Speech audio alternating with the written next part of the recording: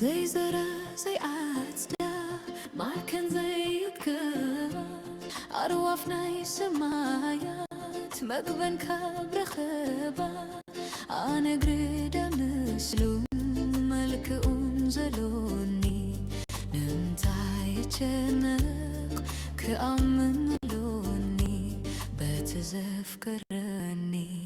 أجزياء بهير يا حليليو اتزاد ليني أبمدو قزيهو عيسنوني كابو اتذكرني هيوتي زقزيا عيدخموني وأبمونقو دليتي كيملا نأخلو حلوتي عودتو أبقرو مهيو كدريو كقدلي كبسورو بزي الوت حايلو اكزيو بهر يا حليليو اتزاد لني عبمدو قزيهو عيسنوني كابو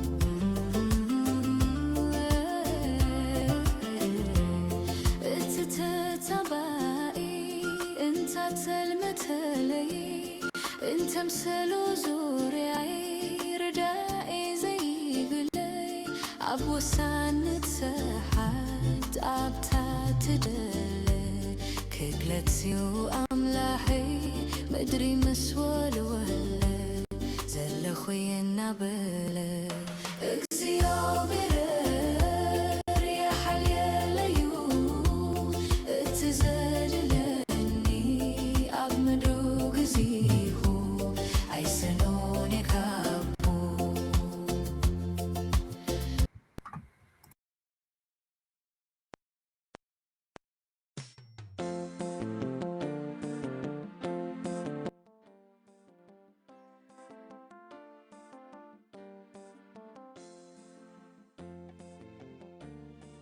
بسم أبن ولدن منفس قدسن حدا أملاخ أمين أو እግዚአብሔር أملاخنا سلس فتركنا ناب كرسنا سلس صواحنا بقعينتو جهودن سورن ردي سلس هابكنا بزا ليت زيا حليخا كساب اوان زيا سلس بصحخنا نمسجنك لنا وقويتا بزا معالت زيا حزنكا خبز خيل كل حليخا بتعبي حياونتك نحرتك نعخاب زحقود صبو قبر طراي كم نركب قبرنا منتي ناي فقر ودخا مدحاني ناي اسبرسو سرفات نايتا دودخا دنجل مريم صلتن نحلوتنا كلو ملاختي مالدنتن سقا زلبسي زلالم وقالكا زمهارنا صلوت ندقمنا نبخا نقرب لنا أبونا بسماي تنبر سنكاي مسكن من استخاء تمسا فقاتك بسماي كم تخوني كمون أم مدريخون مقبع لتنا لو محبنا زبدلنا كغربللنا نحناون نزبدلنا يقرأ خمن نبن وفتنا يتأتونا كوكفال حننا كمي منقستن حيلن كبرن نزل عالم نتكاي آمين سلام نعخي ومريم صقاد ملائكي زيابير مساخيو مكابانستي استبارك أخي نايكر صغفر يسوس كاعد استبارخيو وغبست مريم أدى أملاخ لمنلنا نعانان نهاتان نحجين بجيزي موتنان آمين سبحاتنا أبن نولدن نمنفذ قدسن يخون تنتخن دنبري حج خاء نوترو نزل علم آمين نكاب أوري زي فترة معراف 17 كاب 3 سقاب 17 أبراهام كا فقميلو سجدلو أملاخ دما خمزيلو تزاربهم إنه أنا خيداني مسخا قوما لخو نسخا أبو بزحات زبطات كتكونيخا أبو بزحات زبطات غيركا يمو አብርሃም ደኣ እምበር ደጊም ስምካ አብርሃም ኣይፅዋዕን ኣዝየ ኸፍርየካየ ብዙሕ ህዝቢ ከም እትኸውን ድማ ክገብረካየ ነገስታት እውን ካባኻ ክውለዱ እዮም ኣነ ኣብ መንጎይን ኣብ መንጎኻን ኣብ መንጎ ዘርእኻን ብድሕርኻ ድማ ኣብ ወለዶኦም ኪዳነይ ኣቐውም እየ ኣነ ንዓኻ ብድሕርኻ ድማ ንዘርእኻ ኣምላኽ ከም ዝኾንኩ እዚ ናይ ዘለኣለም ኪዳን እዩ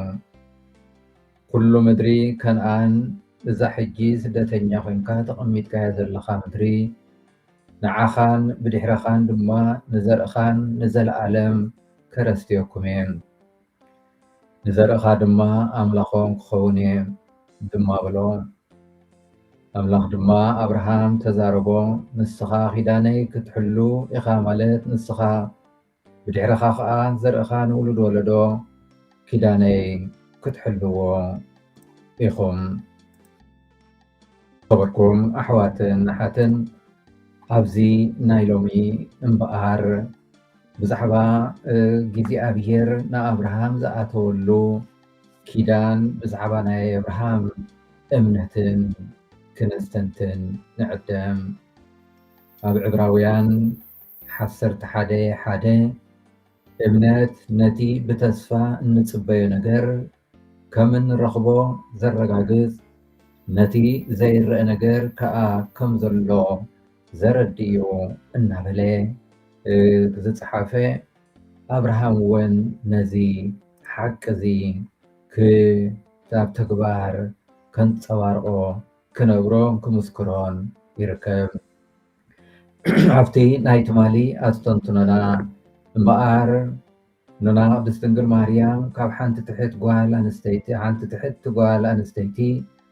ناب أدى أملاخ أدى مدحن كتكون بإجزي أبيهر كم تمرسات بجبريل ملآخ خم تبسرت أستنتنا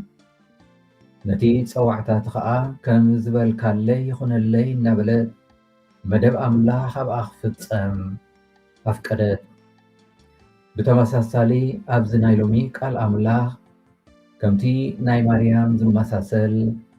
أبيهوة أبراهام ون حيا زخوني لو تنرئي زي أبيهر نحد علامة يصوعون ناب حد بوتا تسفى يهبون أبراهام أبكيد ما أملاخ فقميلو سجده بلنا أملاخ دما خمزنا بله تزهربون إنه أنا خيداني مسخا أقوم اللخو نسخا أبو بزحات زبتات كتكوني خا أبو دما أملاخ موضوع يحدث أنا أملاك كخوني أملاخ زرقا دما كخوني إنا بله تسفايهبون إذا ما بتعازي زتوهبه مصائي رجوز أب زي نبرو الأوانيو كل نجار بسو أو مداي زي كأل أبز مسلولو زنبر أوان يفتسم بس النايزجن أملاخ أمون كوينو يركب لمون انتقني أبز زي رجوز النت أوان منبر لنا بسنكي أبز تفلالي بوتاتا زكاي زلو كينات سدت وقامن نوابرون وزته ብዙሓት ኣብ ጭንቀት እንመላለስ ወይ ዝመላለሳ ስድራ ቤታት ኣለዋ ከመይ ጌርና ንቅድሚት ክንቅፅል ዘድልየና ክነማልእ ዶ ንኽእል ብኸመይ ኢና ክንድሕን ዝብል ሕቶታት እውን የለዓዕል ፍርሒ ኣሎና ጭንቂ ኣሎና ናይ ብሓቂ ዓለም ብዙሕ መከራ ኣሎ بفلاي أب دخاتات أب سدتنياتات أب كم زخونتات قال أملاخ بنتصور نفس وكفنا يتساربنا زي عبير أملاخ نهزبو عقد فمن كيدانو واترو يحلو سلذي نزي أمين نمبار نحناون نتي خيدانو زي تألم أملاخ أب كيدانو أمون زخوني زي عبير أملاخنان فتارينان نهزبو واترو زنقح أملاخ لباتنا خنكفتلو أو كنأمن نتسواع ስለዚ መጀመርያ ከም አብርሃም ኣብ ቅድሚ እግዚኣብሔር ኣምላኽ ክንትሕት ክንሰግድ ዝተፀዋዕና ኢና። አብርሃም ከዓ ፍግም ኢሉ ሰገደሉ። እዚ ብምግባሩ ኣብ ትሕቲ ኣምላኽ ምዃኑ ንሱ እግዚኣብሔር ኣምላኽ ጎይታ ሂወቱ ምዃኑ ይገልጽ። ንሱ ከምዘይ ቆፃፅሮ ይግንዘብ። ናይ ሎሚ ቃል ኣምላኽ እውን ኣብ ቅድሚ ኣምላኽ እዚ ክንፍፅም ኢና ንዕደም ዘለና። ብሓቂ ንሕና ኣብ ትሕቲ ኣምላኽ ምዃንና ሂወትና ንሕና ዘይኮነስ እግዚኣብሔር ከም ዝቆፃፀሮ ክንኣምን የድሊ። ኣብ እዋን ፀገማትና ኣብ ናይ ገዛእ ርእስና ሓይሊ ጥራይ ክንምርኮስ ወይ ዝገደደ ኣብ ስምባደን ተስፋ ምቁራፅን ክንወድቕ ንፍተን። ሎሚ ግና እግዚኣብሔር ይዕድመና ኣሎ። ኣብ ቅድመይ ንዑ ናባይ ንዑ ተንበርኪኩም ጸልዩ እመኑ ይብለና ኣሎ።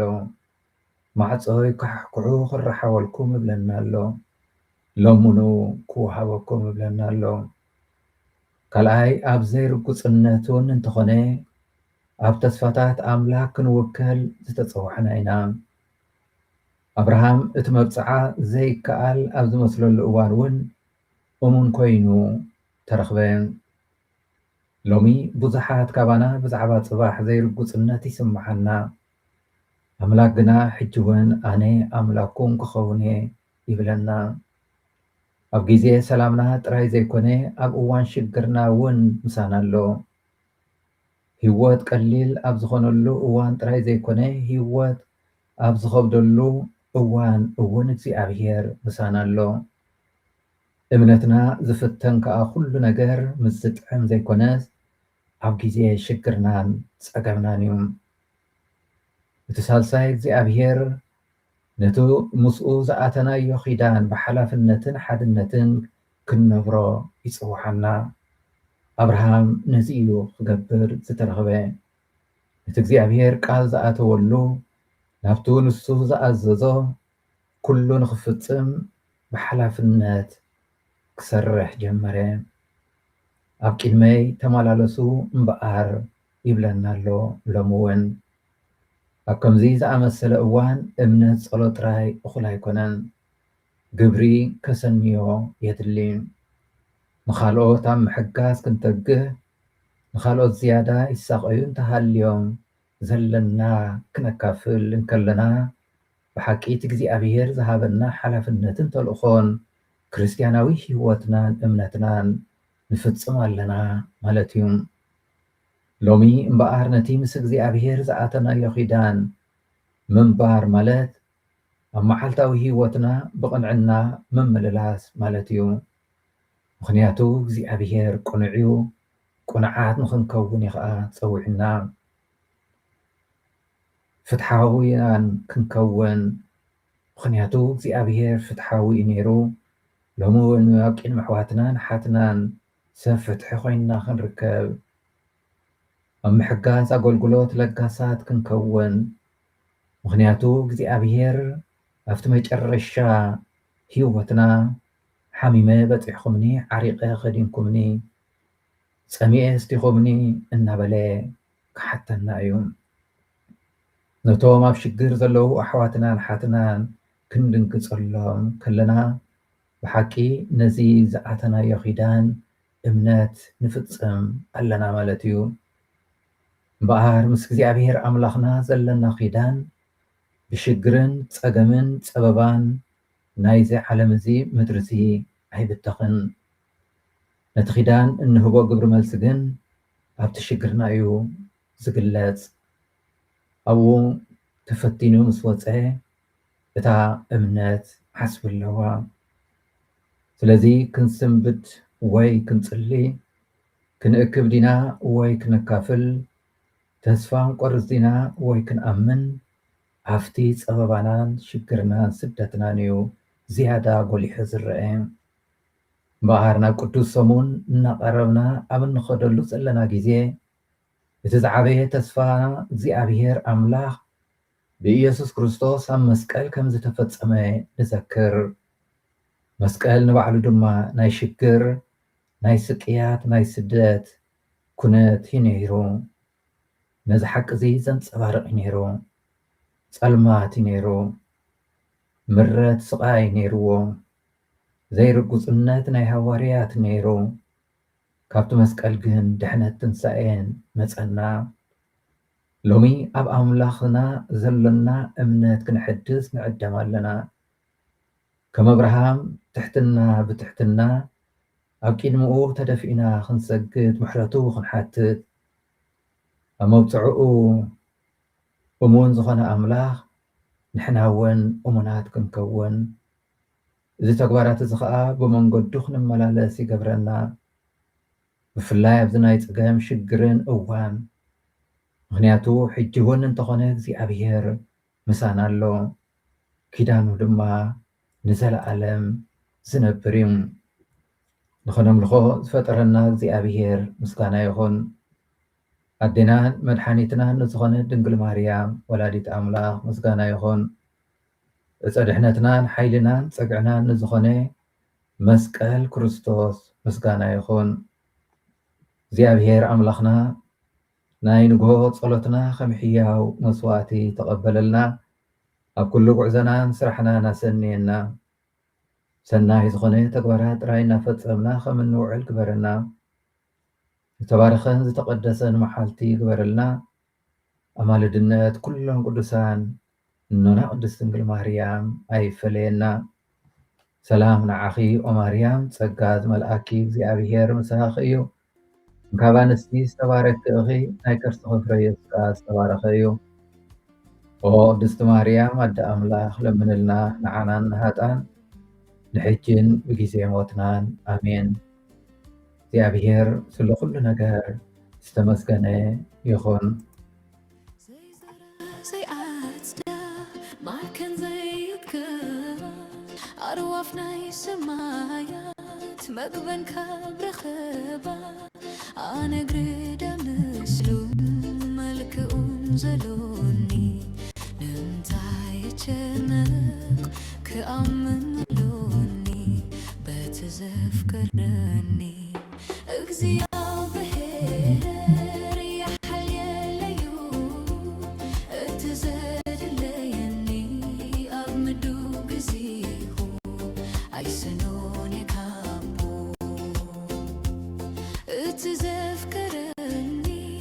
ሕይወተይ ዝገዝየ ኣይደኽሞን እዩ ኣብ መንጎ ድልየተይ ከይመለ ንእኹሉ ሓልዮተይ ኣውድጦ ኣብእግሩ ምሕዩ ክድርዮ ክግድለይ ካብ ሱሩ ብዘየልወት ሓይሉ እግዚአብሔር ያሕልየለዩ እቲ ዘድለኒ ኣብ ምድሩ ግዚኡ ኣይሰኖን የካቦ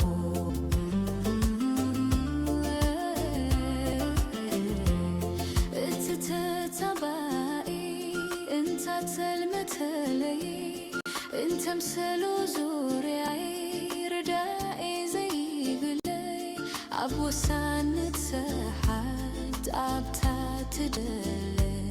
ክግለጽዩ ኣምላኸይ ምድሪ ምስ ወልወለ ዘለኹ የናበለ እግዚአብሔር ያሕልየለዩ እቲ ዘድለኒ ኣብ ምድሩ ግዚኡ ኣይሰኖን የካቦ እቲ ዝትበዮ ዝደልዩ ባኻ ሞይቱዩ ኣይትትከም ተመለስ ህድርኻ ኢለ ምስላኣኽ ኩልኡኽ ተስፋ ክብተት እመንደ ኣይትፍራሕ ትብል ድምፂ መተት ተህድስ ንእምነት እግዚአብሔር ያሕልየለዩ እቲ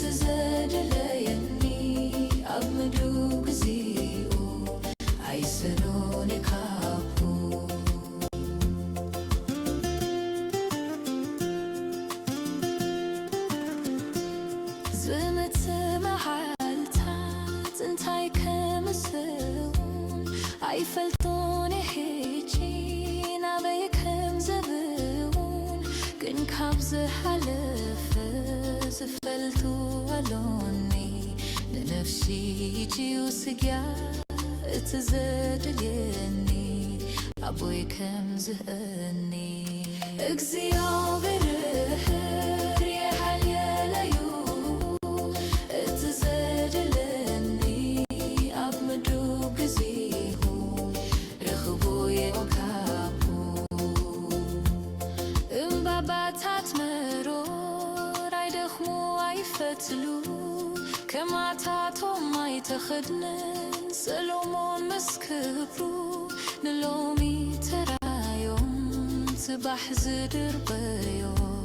ካብ ሰሎሞን ኣቦይ ንኣይውን ብሉጽዩ ኣምላኽ ኣብዩ እግዚኦ